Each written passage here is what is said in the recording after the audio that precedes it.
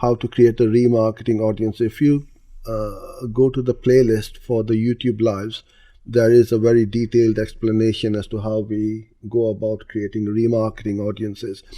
And I would highly recommend that the first campaign you need to start is obviously the brand campaign, and then the next one is remarketing, because remarketing is you are leaking away your visitors to your website. They've already been to your website, and you're letting them go without trying to get them back.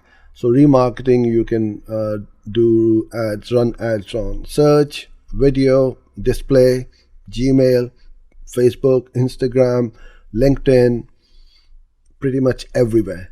So you've got to grab them whenever you can once you have got an audience. But you can't remarket if you only got a very small audience. You need to have a sizable size, usually a few hundred for display and YouTube.